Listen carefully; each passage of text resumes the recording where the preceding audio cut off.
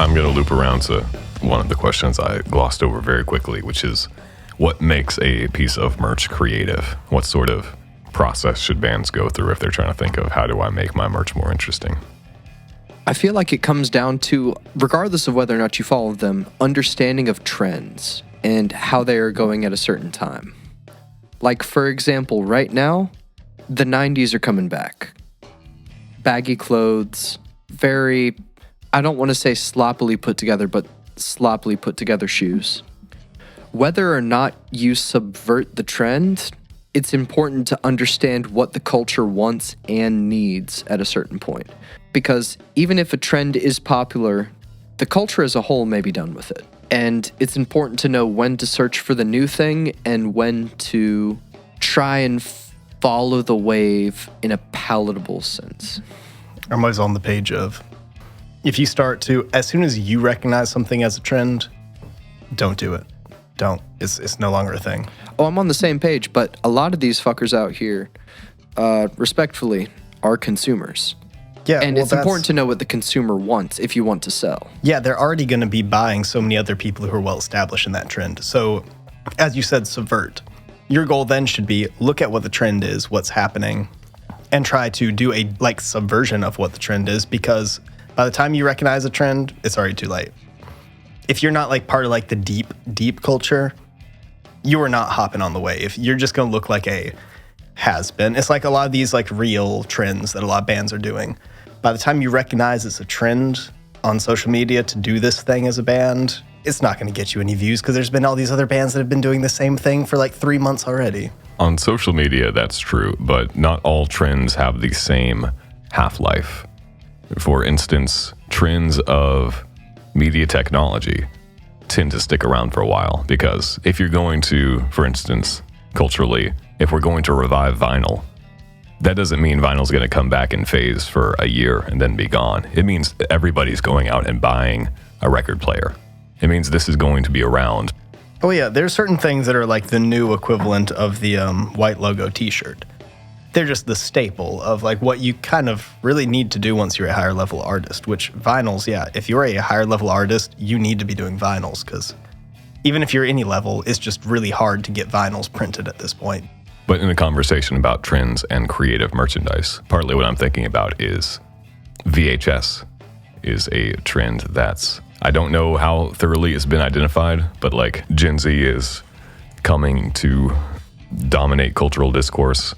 And a lot of us were raised at the end of the VHS era. Yeah. You need to think there's going to be people our age who have VHS technology and who are looking back to that as a nostalgic thing. And that's a trend, but we know that that's a trend that That's not a trend. Nobody is doing VHSs right now. Well, nobody's producing them. People are purchasing them. People are buying VHS players and watching VHS. It's still in the hipster phase. What bands are you looking at that are doing VHSs? Because none that I've ever seen in the past not necessarily bands. 5 years. Yeah, that's what I'm saying. Record label, Deathbed Tapes does a lot of VHS stuff.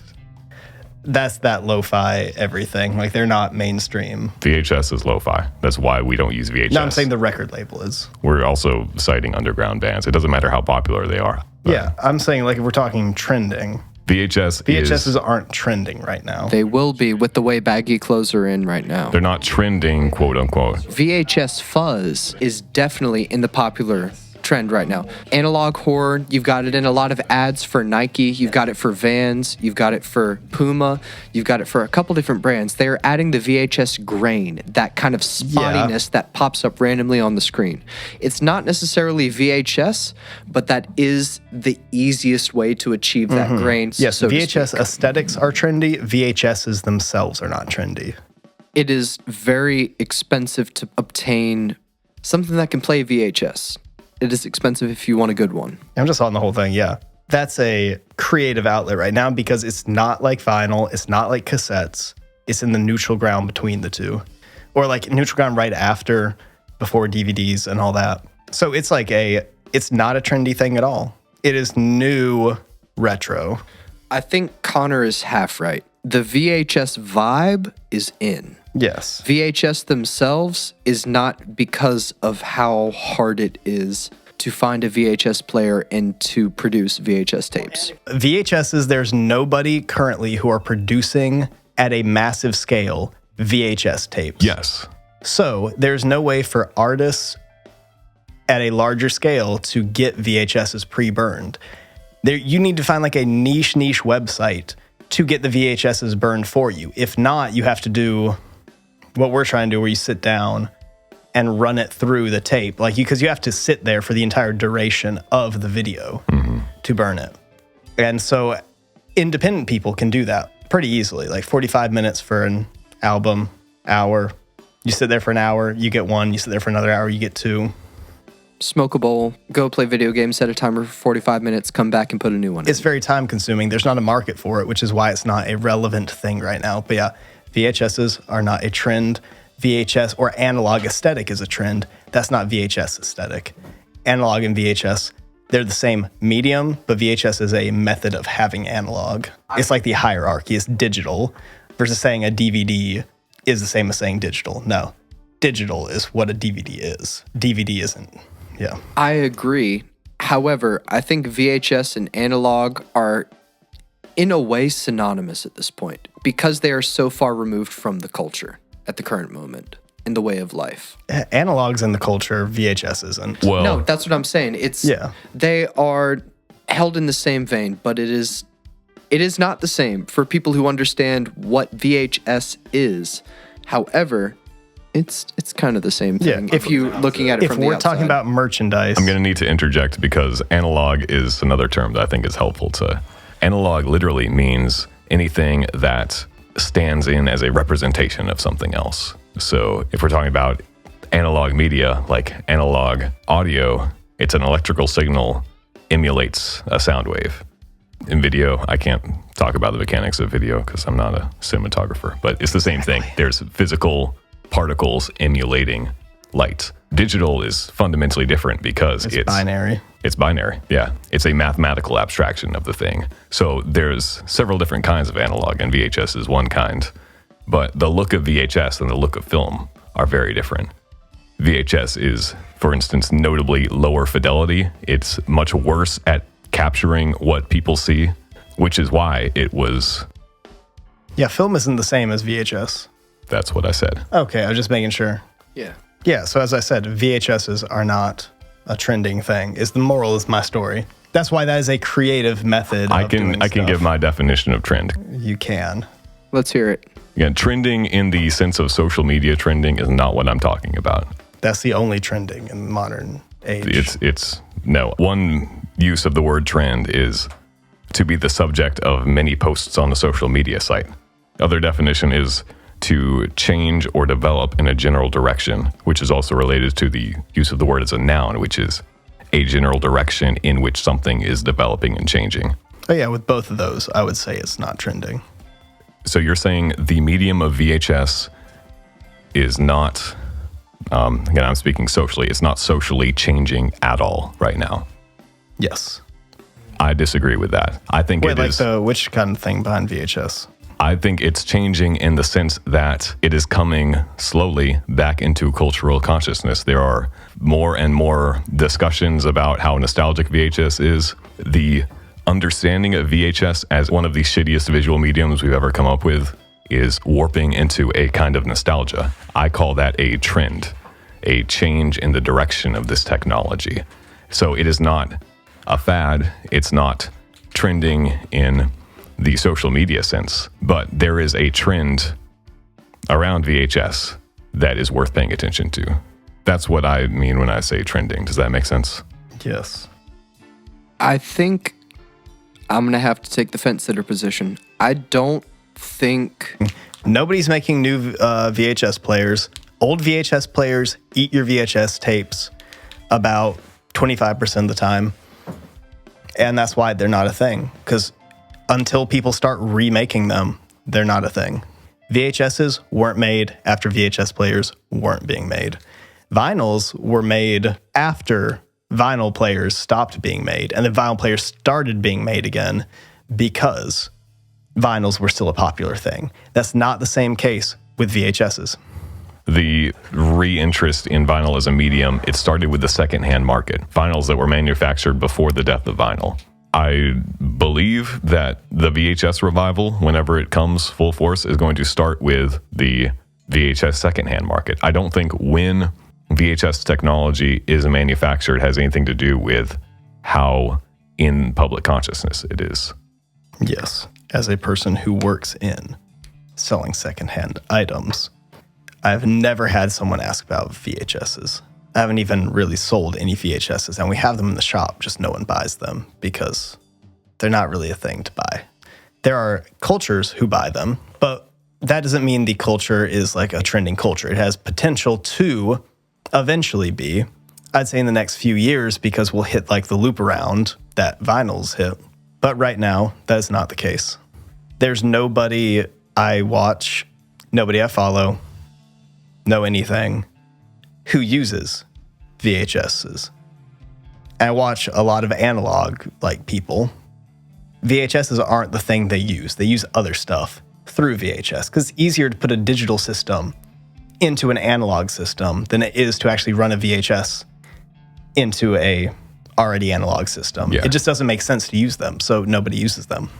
It's easier for any video people to do a digital video, run through analog, back to a digital setup, and release that, which is, I mean, what I do most of the time, than it is to actually run it through and get it onto a VHS tape that then can be plugged into an, it's not called VHS player. I mean, it's called a VHS player. There's another name for it that I've been trying to look for this whole time. But that's why they're not as valuable and like a thing, because it's such a complicated process. I have so many VHSs that I don't play because it's a pain to like set them up. Yeah. And I'm scared because last time I ran Fraggle Rock through one, it ate it. And I had to order new ones. So that's why they're not a thing. It's not a consistent method. It's not like vinyl where you just put a needle onto it. It's not a thing right now. It's such a pain. Eventually it will be a thing because people will like loop around to wanting to deal with it, and there'll be new VHS players made that don't eat your tapes. But right now, it is not a thing. Yes. Now, I just want to clarify, running digital into analog and back is not VHS. It gives the same effect as a VHS if you do it the right way, because that's how VHS is recorded. VHS is a magnetic strip. Running HDMI to AV back to HDMI like we do for our video glitch rig doesn't have anything to do with VHS. The grain of VHS is based on the physicality of the technology. It's based on the fact that it's, I guess, magnetic. The glitch rig stuff is also different because a lot of the VHSs we look at are film interpreted into analog directly. Yeah, film interpreted into VHS. Film and VHS are both types of analog. They're both analogs for visual stimulus. I'm using the term analog in the video medium, not in what the official definition is. When I say analog, I'm talking about I am using it in the video medium, which I think is helpful for everyone in the room and in the audience to remember. Analog means a representation of something else. So everything digital is analog. No, digital is an abstraction. So if you take a film reel and look at it frame by frame, it's like literally a picture. It looks like the thing that's being blown up onto the screen. Even if it's like a analog photo negative, there is still some sort of representational correlation with what you're trying to depict. The reason digital is different is because, I mean, if you open up a movie file and try to look at it, it's text, it's code, it's pure abstraction. And that's the fundamental difference. Magnets and VHS are still no abstraction. I mean, you can't see it, but if, let's say you took some sort of device for reading magnets, which is what a VHS player is, you would be able to see these things have a correlation with the pictures they're presenting. Same it's with not binary. So magnets. It's just an old school version of binary.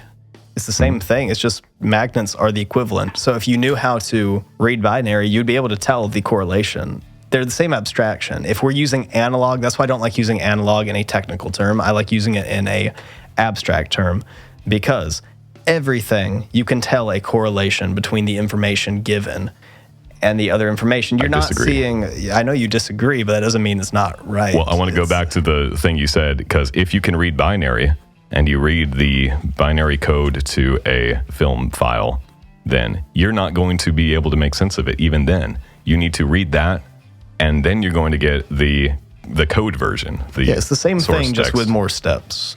Is why, I mean, I'm just talking about the terminology of why. Yeah, I mean, that's why I use the term abstract. Binary is an abstraction. It's several steps further removed from a representation. It's representations of representations. It's representation that bears no resemblance to the original thing. That's why digital glitch is recognizably different from any kind of analog glitch, because an analog glitch is going to warp the image. The AV glitch rig, when you hit the kick drum, it causes these bars, but they're manipulations of the image. It's warping the actual thing. Whereas digital glitch, you're going to introduce entirely new information by scrambling the code, because if you take a 1 and move it over several spaces, it's not going to take a pixel and move it over several spaces. It's going to rewrite what a color means. And so it's going to turn an entire half of the screen into a different thing. And that's one of the side effects of digital being much more abstracted than what we call analog technology.